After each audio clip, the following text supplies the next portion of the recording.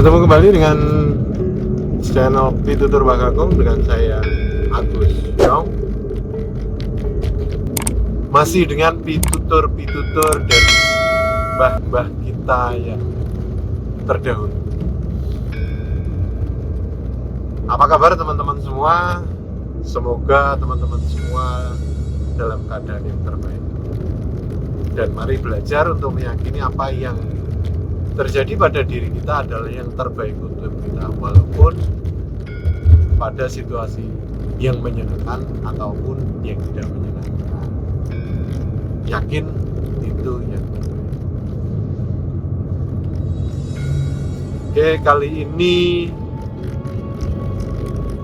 teman-teman, saya ingin mencoba menyampaikan pitutur dari Mbak Kakung yang berbunyi anak pola bobo keberadaan.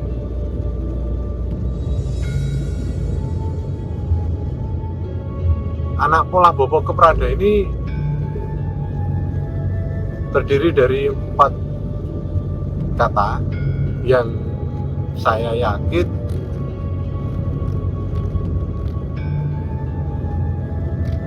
agak bisa diraba-raba artinya, karena ada paling tidak 2 mendekati 3 kata itu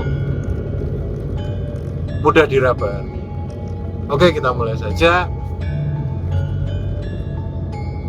Kita coba mengartikan anak pola bobo keberadaan. Secara arti kata per kata, mungkin anak pola bobo keberadaan terdiri dari 4 kata yang dari arti kata per kata, anak jelas sama dengan bahasa Indonesia anak. Pola, nah ini yang tadi saya sebutkan mudah diduga-duga. Pola itu berulah, hampir mirip kan. Jadi anak berulah. Bopo keberadaan.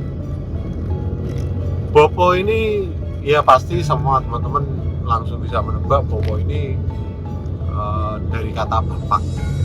Ya memang untuk bahasa Jawa itu cukup banyak penyebutan kata bapak, tergantung kebiasaan, tergantung wilayah, tergantung aksen, logat, gaya bicara. Ada yang menyebut bopo, ada yang menyebut bapak, ada yang menyebut romo, ada yang menyebut rama. Ya, itu baru sebagian yang saya ketahui, karena cukup banyak penyebutan bapak untuk orang Jawa. Nah, bapak sama artinya bopo sama artinya bapak. Keperada, ini keperada yang memang agak-agak asing katanya, tapi dari pesan simbah saya dan orang bapak saya itu, keperada itu secara sederhana diartikan ikutan repot. Jadi bopo keperada artinya bapak ikut repot. Jadi menarik ya kalau bahasa Indonesia. Searti secara keseluruhan dari arti anak pola bopo keberada, dari arti kata per kata, yaitu anak berulah, bapak ikut repot. Ini cukup sederhana sebenarnya. Pitutur Mbah Kakung kali ini kalau dilihat dari arti kata harfiahnya, ya jelas anak berulah pasti bapaknya yang kelimpungan. Coba anaknya anak kecil minta es krim, pasti bapaknya yang ribut. Atau paling mendasarnya, anaknya butuh susu, siapa yang repot? Bapaknya, pasti itu. Itu dari anak fase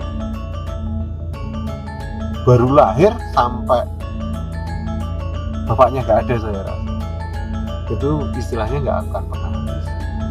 Namanya anak berulang, bapaknya yang kelimpungan, yang pasti repot, ikut repot. Tapi kita bisa mengartikan agak sedikit meluas dari itu, berulah itu, dari kata polahnya anak ini. Polah anak ini bisa kita maknai bukan cuman berulah,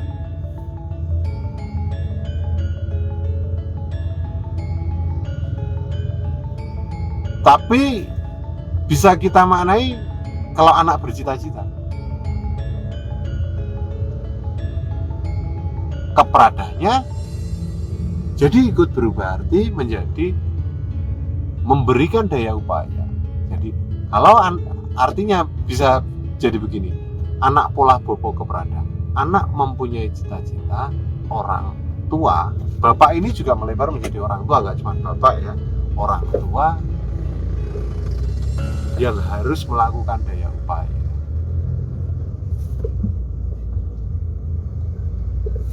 Jadi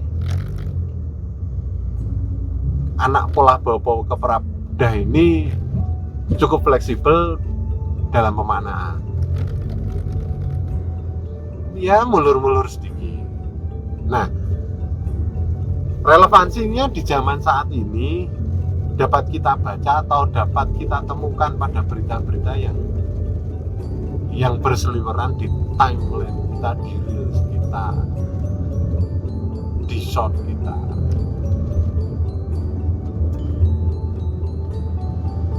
Kebetulan untuk contoh dari anak polah bopo keperada ini agak mudah. Saya tahu, yakin teman-teman semua langsung bisa nyaut frekuensi siapa yang saya maksudkan, contoh yang mudah. Tapi ada yang menarik juga, bahwa saya akan membawa dua contoh nama figur yang cukup terkenal di 2023 maupun di 2024 ini. Oke, yang pertama untuk contoh anak polah bopo keperada adalah, contohnya anak adalah Gibran Rakabuming Raka. Tentu setelah keputusan MK baru-baru ini sangat menjawab sekali. Pak Joko Widodo sebagai bapak betul melakukan keperadanya itu, ikut repotnya itu, ikut membagikan yang harus dibagi. Itu bagi saya cukup menarik karena itu bisa menjadi contoh yang positif maupun contoh yang negatif, tergantung sudut pandang yang melihat. Yang melihat suka ya positif, yang tidak suka ya negatif. Asik toh, jadi orang se-fleksibel itu. Tapi memang betul, beliau memang sangat fleksibel. Nah, untuk contoh kasus yang kedua, ini jelas bertolak belakang, karena kalau sudut Gibran Rakabuming Raka itu melakukan sesuatu yang positif, reaksinya bisa dilihat, reaksi dari bapaknya bisa dilihat positif maupun negatif. Tapi niat Gibran ini positif. Nah, ini kebalikannya contoh yang kedua. Saya yakin teman-teman sudah bisa menebak siapa anak yang membuat orang tuanya ikut repot di kasus tahun 2020. Ya, betul. Mario Dandi dan bapaknya.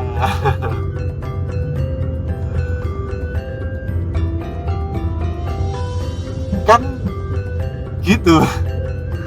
anaknya yang berulah kan. Mario Dandi itu kan berulah, dan ulahnya sebenarnya ya offset sih, memang offset kalau Mario Dandi offset sekali, melebihi batas. Anak yang berulah akibatnya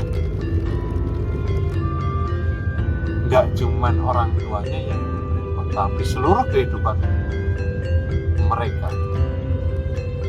Ya anak, ya orang tua, ya saya yakin keluarga besar repot semua. Ini sangat berlawanan kan dengan kasus yang pertama. Contoh yang pertama yaitu Gibran dengan niat positif, tapi bisa ditanggapi, reaksi dari Pak Joko Widodo bisa ditanggapi positif dan negatif. Tapi yang terjadi pada Mario Dandi mutlak reaksinya yang terjadi negatif, reaksi lanjutannya negatif semua untuk keluarga.